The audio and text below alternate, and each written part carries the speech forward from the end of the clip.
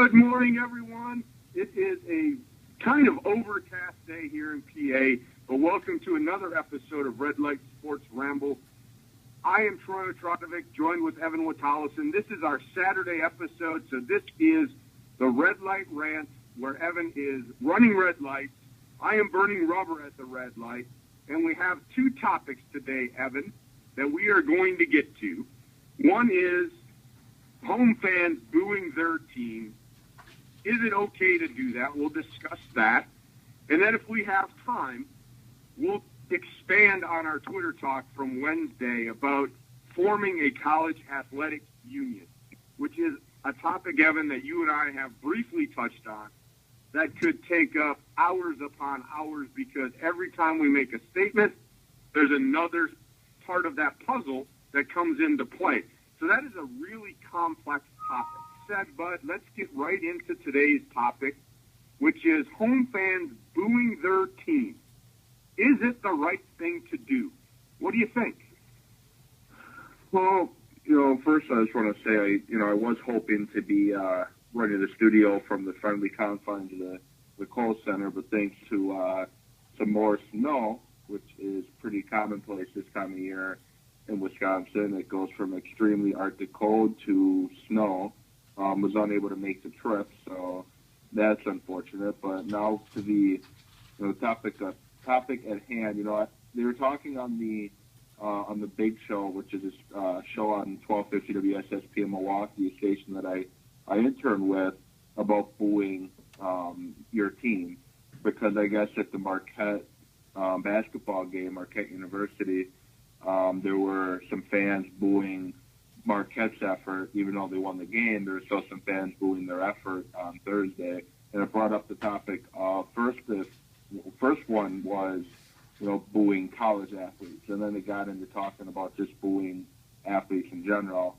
And by the looks of our Twitter following yesterday, City had posted a question out there.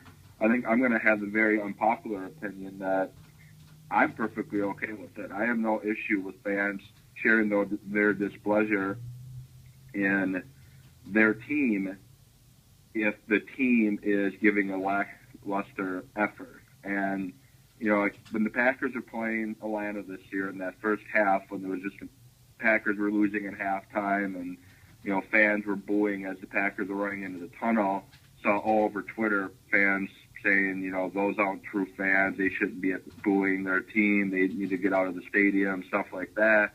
And it got me thinking, why? Did you not watch that first half of the game? That was ugly. The Packers gave lackluster effort, and they're losing to a subpar team, and the fans wanted to show their displeasure. I have no problem with that. Have I done it? No.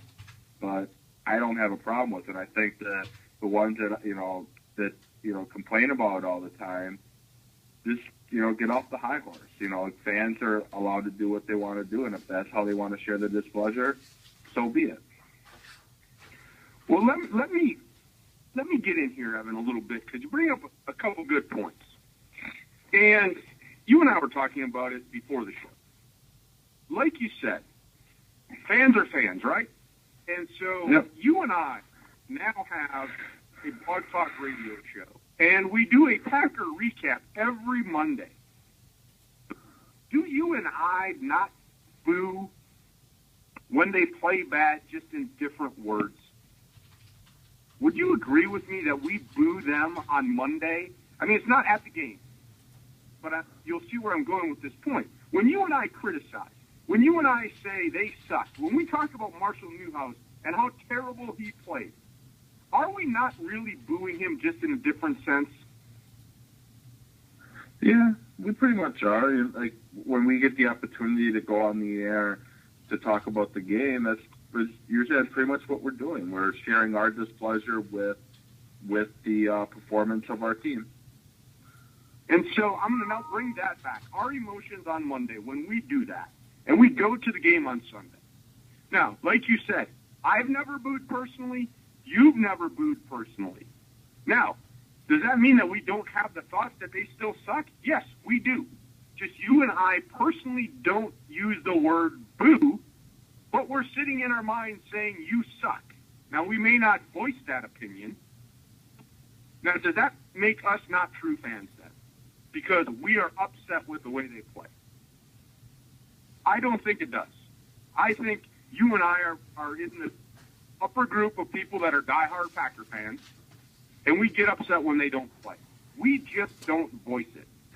So when I'm in the stadium, and I've been by people that have booed, I've sat next to people that booed, does it irritate me? Yes.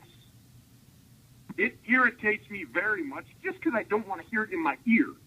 But when it comes to booing, they are just articulating their frustration to the players that way. And like you said, to go into the stadium and to be honest,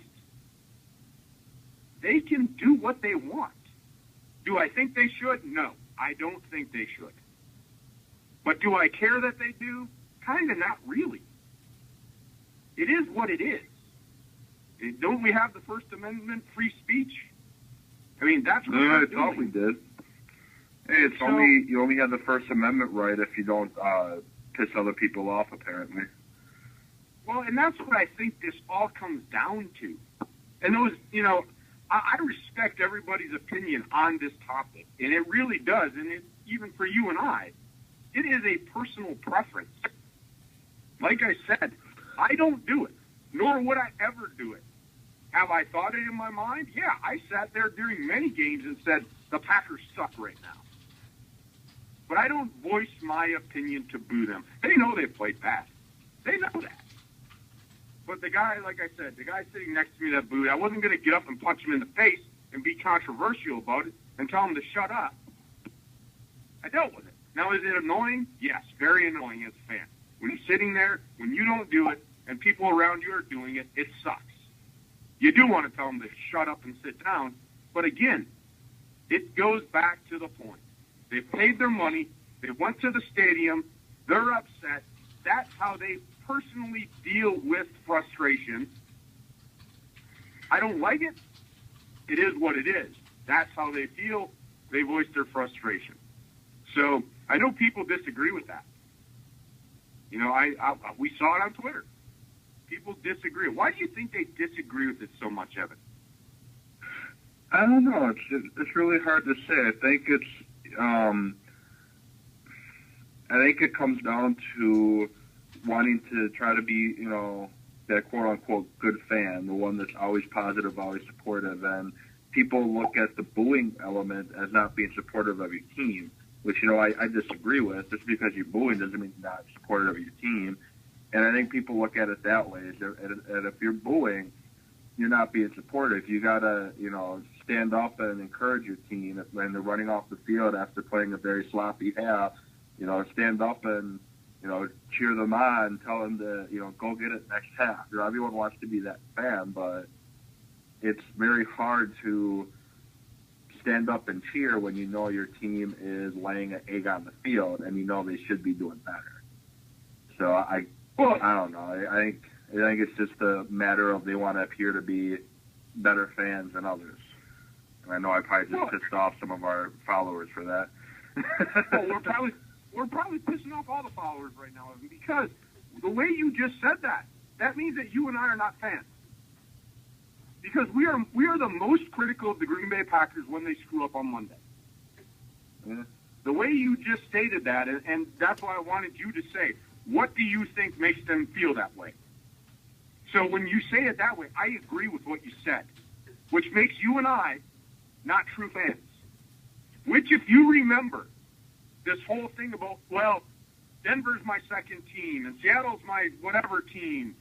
I'm a Packer fan, but I like this team. Do you remember the tweet that I said, I have one team I cheer for, and there's 31 other teams after the Packers are not playing? And so, doesn't mean that I can't get frustrated with them. I am real about their performance. But I would agree with you. I think some fans, and there's some fans that are belligerent drunk that'll boo at anything. So the thing is, though, I think you're absolutely right. It's the rah, rah, rah, gotta go get them, gotta go get them.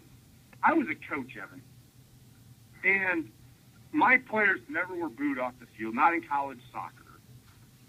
But walking off after a terrible first half, as a coach, I know that we played like crap. Do you think I'm going in the locker room and I'm clapping my hands and saying, it's all right, guys, it's all right, we'll get them in the second half? Do you think I started the halftime speech that way? Nope. Hell no. I went in with that was terrible. They know it, and now I'm gonna address it, then we're gonna move on and make adjustments. But I'm not gonna sit there and say, it's all right, guys. No, it's not all right. You played like crap. Now we're behind the 8 ball. Now we've got, in college soccer, 45 minutes to go get back in this game. How are we going to do it? That's how we pump them up. They don't need the fans on them telling them how bad they played. They already know. That's my only point about the booing. If they want to do it, it's okay. But they're going to get it at halftime. Does that make sense to you, Bud, where I just went with that? It does. So, but again, I could care less. This comes up every time it happens. Doesn't matter the venue. Doesn't matter if it's college, professional, NFL, hockey, NBA. It always comes up. And I guess where I'm going to go with this and leave it at, and you can end the topic with any of your thoughts. But where I'm going to go with that is people will always talk about this in that venue. And to be honest, I don't care. I personally don't do it. But if Joe Blow is sitting next to me and paid his $85 to go to the game and he wants to boo, so be it. I don't like it. I don't think he should do it. But if he's going to do it, I know why he's doing it, and it is his right to do it. So I'm not going to punch him in the face. So however you want to end that topic, Bud, go right ahead. So I think that's a good way to end it right there. I think it's, good point right now to move on to the next topic. If you would like to introduce that one, since I introduced the first one. Sure. Well, this is a topic that came up, and it was from your brother. And we started talking about it on Twitter Talk on Wednesday. And a group from Northwestern came up with an idea that there should be a college athletic union. And you and I say that it is probably the most ludicrous idea. Now, does something have to be done in college athletics? Yes. But I'm just going to start off by playing it in this way. We don't agree that there should be a union because it will probably cause a bigger mess than what we already have. And so when I look, the union itself, when it is put in place, and I had a couple days to think about it after we talked about it, doesn't somebody have to run the union? Doesn't it have to be organized? How are the schools going to become members of the union? Is everybody automatically umbrellaed in? How are they going to operate, which I mean expenses? How are they going to generate the revenue? Because every union has a black book of lawyers, right? I don't think lawyers are taking on cases for free. So where is this money going to come from to support a union? That is my first concern. And I had mentioned it a little bit on Wednesday. And that's why, when I said we're going to rant about this can lead into so many other topics. But that was the big one on the top of my head. How is this union going to function as a business? Because at the end of the day, that's what it is. And you're not telling me that if there's a union in place that they're not going to try to make money? Or is it going to be a non-for-profit union? And when's the last time you heard that, Evan? I've never heard that. And so I'll ask you this question, and we brought it up a little bit on Wednesday. If I'm a college athlete and I feel I've been wronged, and all of a sudden I go to my union and now they're going to sue the NCAA, what ramifications, Evan, does that have on Joe Blow that's over at the University of Penn State when I'm at the University of Wisconsin? Give me a scenario on how you think that would affect college athletics. When one person starts suing the NCAA, how does it affect everyone else? Well, to be honest, I don't know. I don't know how for sure that would affect everyone else, but I do think it's going to be very and affect it in a very negative way. If if Joe Blow from UW-Madison is suing the NCAA, it's going to have probably a trickle-down effect to all the other institutions out there, because now they're going to have to, protect themselves against what this guy's suing UW-Madison for. So Penn State is going to affect because now they got to change policies and procedures to protect them from that. Now there might be some more forms that have to get signed before a player can play. Now they, might have to, the physicals in order to play might be a lot more in depth than currently are because now the NCAA has to protect itself against athletes suing them for whatever reason. So I don't know for sure, but I don't think it'll be very good. Well, that's kind of where I was going. You and I are always on the same page. I kind of had an idea where you're going to go with that, even though we didn't talk about it. If a decision comes down on, like you're saying, Joe Blow, that decision affects the whole country because now everyone has to do it.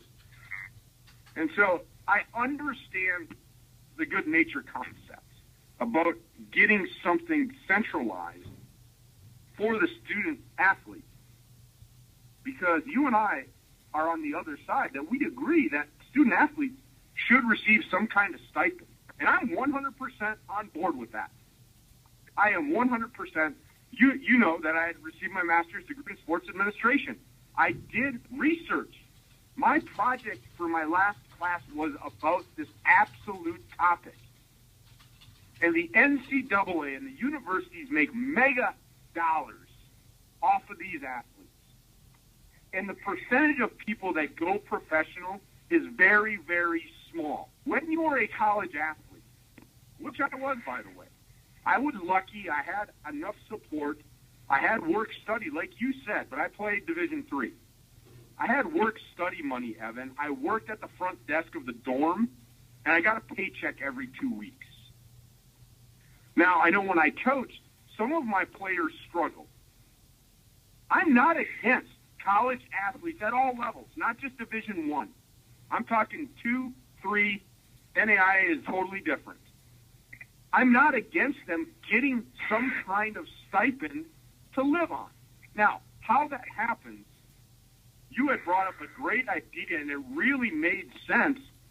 If you get a scholarship, apply for your financial aid. But the problem we get into, Evan, what about the D3 player that doesn't get a scholarship? How is the pay scale going to go down to them? Or is it just going to be D1? Because now if you're just doing D1, isn't that discrimination? And then you got to look at, too, football and basketball, and in very few cases hockey are the main revenue-producing sports. Now, what's going to happen when you got women's softball and golf and swimming and diving who are really losing money for the university? How do they get determined what they get paid?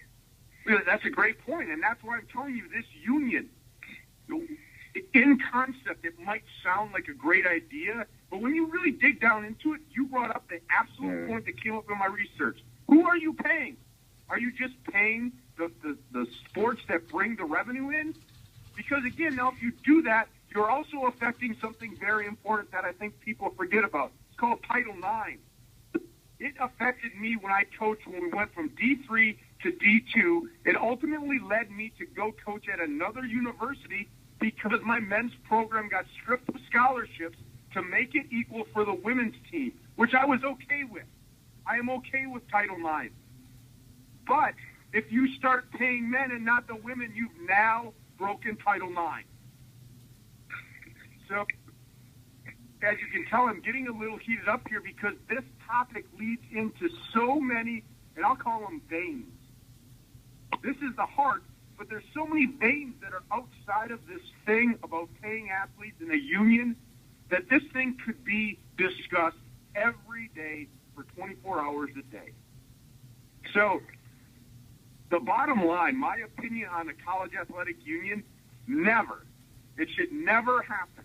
Do college athletes need to get paid? I believe that a stipend would help college athletes. How it happens, I don't know. But what are your final thoughts on that one, bud? Well, I'm just going to start off with, looking at what they're trying to do and why they're quote unquote wanting to form this union. Like on paper, it sounds good. Their goals are press for better concussion and other medical protections and for scholarships to cover the full cost of attendance. They want their scholarships to be guaranteed even if a player is no longer able to continue for injury or medical reason. They've also called for a trust fund that players could tap into after their eligibility expires to finish schooling will be rewarded for finishing schooling. Now, a lot of these issues that they're trying to fight for sound good, and I like the issues, but then there's this article that I had found about it, ESPN, Outside the Line story. The main thing that kind of worries me, the union would be CAPA. CAPA's initial goals did not include for a call of schools to pay salaries. However, he declined to rule out the possibility that CAPA would seek that type of compensation in the future and said he knows the public would be speculating about scenarios in which players would receive a cut of the $5.15 billion in revenues currently guaranteed or currently generated by athletic departments in the 5 power conferences. That sentence right there is what worries me. The initial goals don't call for schools to pay salaries. The first part of that I was talking about sounded good because those things should go to these college athletes, like better medical protection, better protections against concussions, scholarships to help cover the cost of attendance because, hey, these college athletes aren't supposed to work. But the thing that concerns me when it starts getting into possibly fighting for actually paying them salaries to play the sport, which then opens up the huge can of worms that we were just talking about. And it also starts away from the amateurism of the sport. So that's just my concern. I don't like the idea of them forming the union. I like what they're trying to get out of it initially, but it's the stuff that they're going to try to get out of it after the fact that's kind of worrisome to me. So that's kind of just my 2 cents with it. I'm kind of agree with you. They do need a bigger voice, but the union is not the right way to go.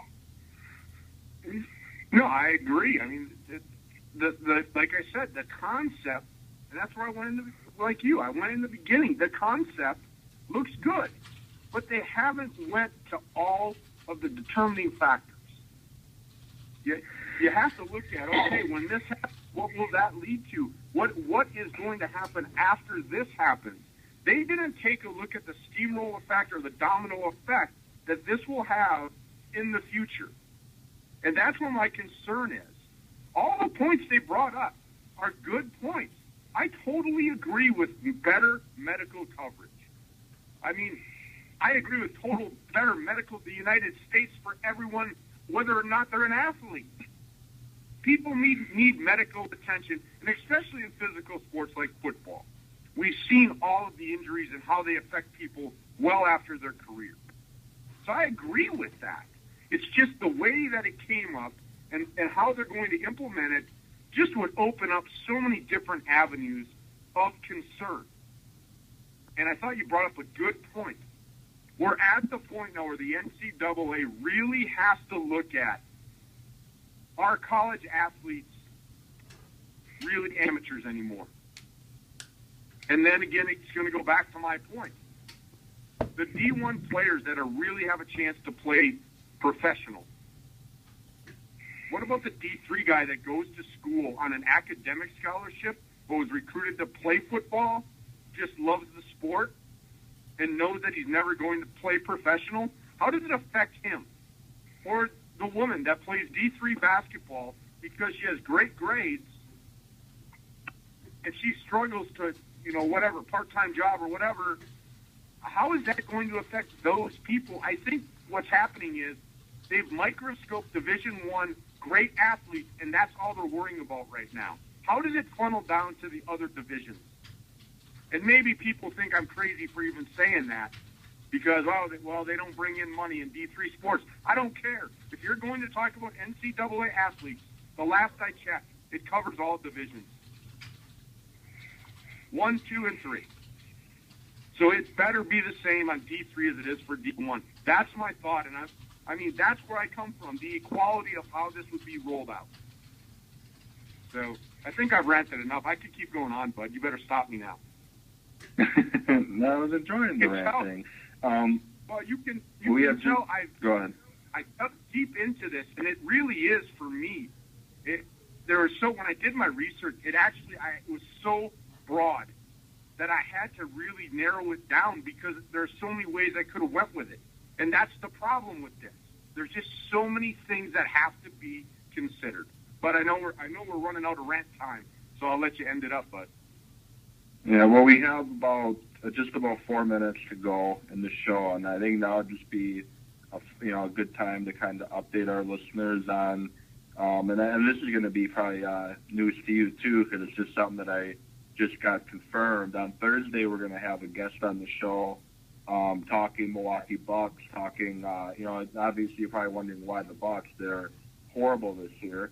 Well, we're going to take it as the avenue of talking about the Milwaukee Bucks, where they are now, what do they have to do to get better, and what is the future of the Milwaukee Bucks in Milwaukee? Because there's a lot of people who are listening to us outside of the state of Wisconsin may not know that the Bucks are fighting for a new arena to move into because they feel that the Bradley Center that they play in now is outdated and they need a new arena. And there's thought that if they don't get the new arena by the time the current lease expires at the Bradley Center, that there's a good chance that they might be moving to Seattle.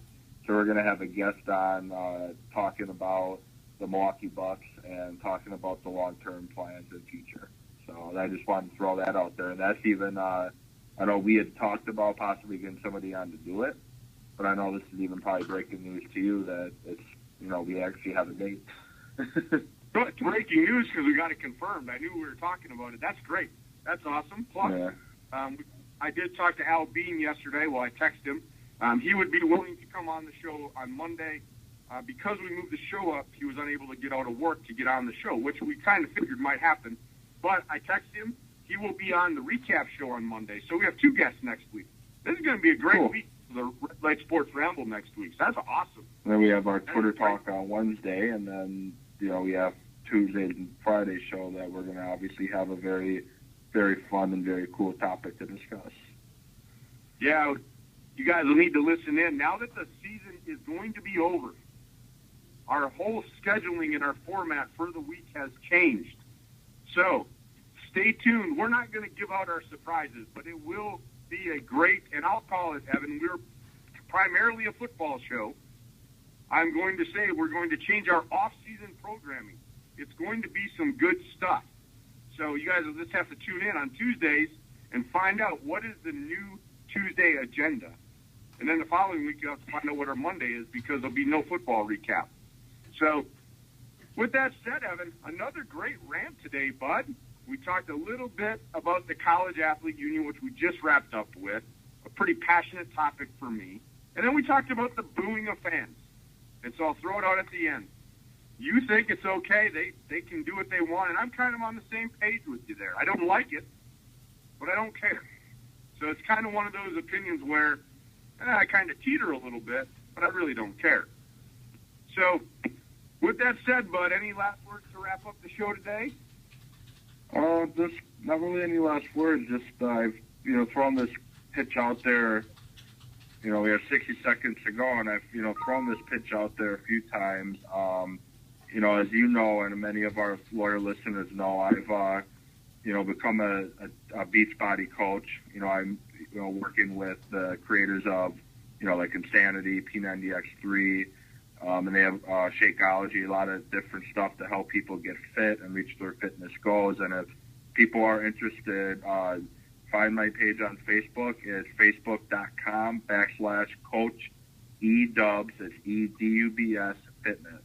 So find that page, hit the like button. I throw out lots of good tips and advice and ways to get healthy. So we got about 15 seconds left. Anything else to add? Not at all, bud. Enjoy your weekend. I hope it doesn't snow too much in Wisconsin. It's not snowing now on my trip to the cabin, so hopefully I beat the snow. I don't think it's supposed to snow, but hopefully I get there safe. With that said, everyone, thanks for listening as always.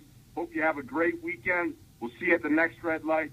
Tune in Monday, everyone. Have a great day.